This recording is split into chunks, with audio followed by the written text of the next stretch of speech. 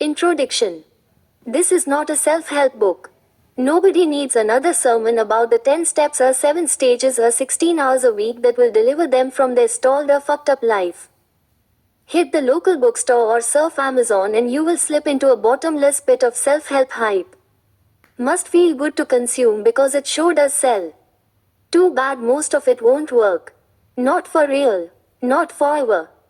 You might see progress here and there, but if you are broken like I used to be or stuck wandering in endless plateau while your true potential wastes away, books alone can't and won't fix you. Self-help is a fancy term for self-improvement, and while we should always strive to be better, improvement is often not enough. There are times in life when we become so disconnected from ourselves that we must drill down and rewire those gut connections in our hearts, minds, and souls. Because that is the only way to rediscover and reignite belief, that flicker in the darkness with the power to spark your evolution. Belief is a gritty, potent, primordial force. In the 1950s, a scientist named Drive Kurt Richter proved this when he gathered dozens of rats and dropped them into 30-inch deep glass cylinders filled with water. The first rat paddled on the surface for a short time, then swam to the bottom, where it looked for an escape hatch. It died within 2 minutes. Several others followed that same pattern. Some lasted as long as 15 minutes, but they all gave up. Richter was surprised because rats are damn good swimmers, yet in his lab, they drowned without much of a fight. So, he tweaked the test.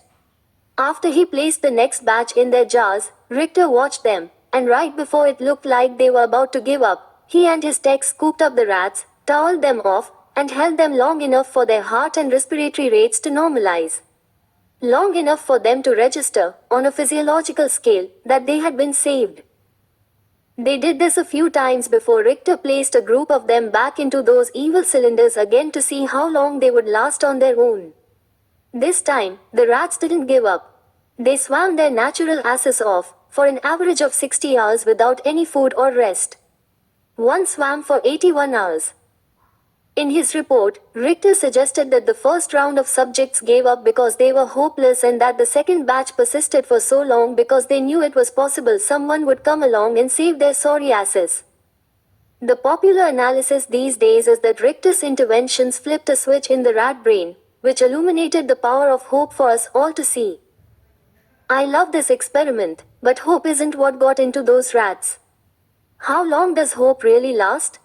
It may have triggered something initially, but no creature is going to swim for their life for 60 hours straight, without food, powered by hope alone. They needed something a lot stronger to keep them breathing, kicking, and fighting. When mountaineers tackle the tallest peaks and steepest faces, they are usually tethered to a rope fixed to anchors in the ice or rock so when they slip, they don't slide off the mountain and tumble to their deaths.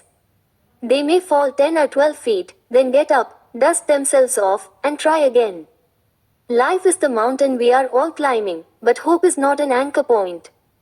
It's too soft, fluffy, and fleeting. There's no substance behind hope.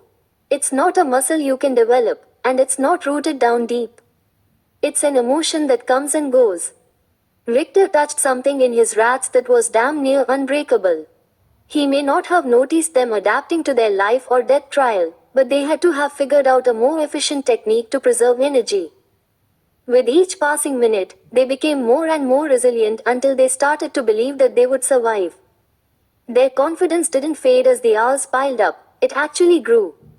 They weren't hoping to be saved. They refused to die.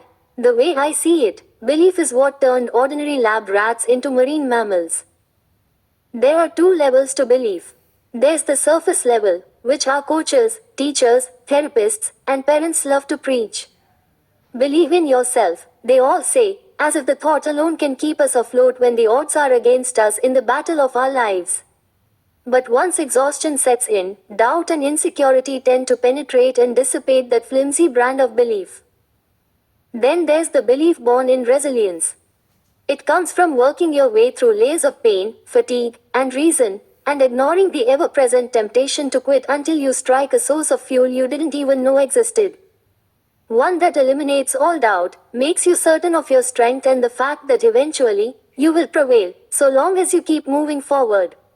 That is the level of belief that can defy the expectations of scientists and change everything. It's not an emotion to be shared or an intellectual concept, and nobody else can give it to you. It must bubble up from within. When you are lost at sea and no one is coming to save you, there are only two options. You will either swim hard and figure out how to last as long as it takes, or you are bound to drown.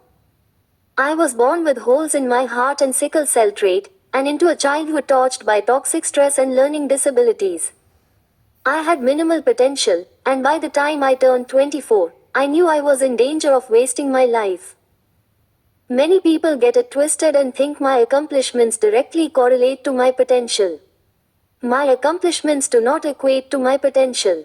The little bit I had was buried so deep, most people would never have found it. Not only did I find it, I learned to maximize it. I knew that there could be so much more to my story than the wreckage I saw around me, and that it was time to decide if I had it in me to go as hard as I could for as long as it took to become a more self-empowered human being. I fought through doubt and insecurity. I wanted to quit every single day, but eventually, belief kicked in. I believed I could evolve, and that same belief has given me the strength and focus to persevere whenever I've been challenged for over 2 decades. More often than not, I've challenged myself to see how far I can push it and how many more chapters I can add to my story. I'm still seeking new territory, still curious just how high I might rise from the bottom of the barrel.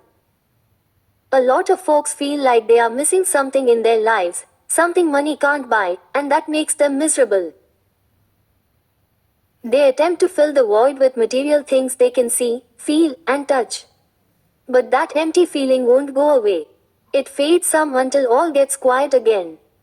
Then that familiar gnawing in their gut returns, reminding them that the life they are living is not the fullest expression of who they are or might become. Unfortunately, most people are not desperate enough to do anything about it.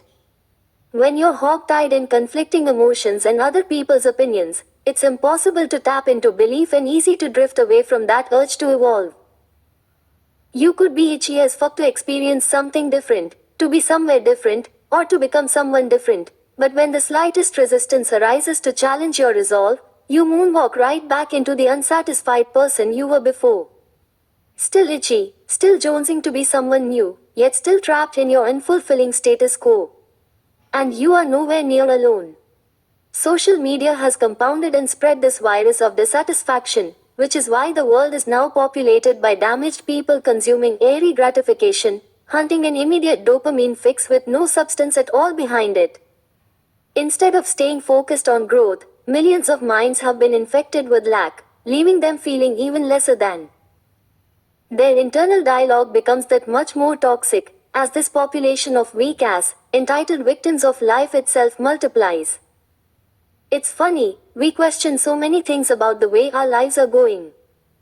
We wonder what it would be like if we looked different, had more of a head start, or were given a boost at one time or another.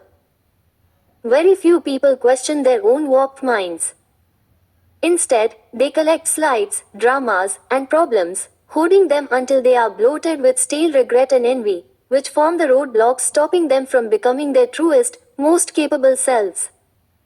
All over the world, hundreds of millions of people choose to live that way. But there is another way of thinking and another way of being. It helped me regain control of my life. It allowed me to eviscerate all obstacles in my path until my growth factor became damn near limitless. I am still haunted, but I've traded in my demons for evil-ass angels, and now, it's a good haunting. I am haunted by my future goals, not my past failures. I am haunted by what I may still become. I am haunted by my own continued thirst for evolution. The work is often as miserable and thankless as it ever was, and although there are techniques and skills I have developed that can help along the way, there is no certain number of principles, hours, or steps in this process. It's about constant effort, learning, and adaptation, which demands unwavering discipline and belief. The kind that looks a lot like desperation. But I am not a theorist. I am a practitioner. Similar to how the late, great Stephen Hawking explored the dark matter of the universe, I am intensely passionate about exploring the dark matter of the mind, all of our untapped energy, capacity, and power. My philosophy has been tested and proven in my own mental lab through all the many fuck yous, failures, and feats that shaped my life in the real world. After each chapter, you will find an evolution. In the military, evolutions are drills, exercises, or practices meant to sharpen your skills. In this book, they are hard truths we should all face, and philosophies and strategies you can use to overcome whatever is in your way and excel in life. Like I said, this is definitely not a self-help book. This is boot camp for your brain. It's a what the fuck are you doing with your life book. It's the wake-up call you don't want and probably didn't even know you needed. Rise up, motherfuckers. Let's work.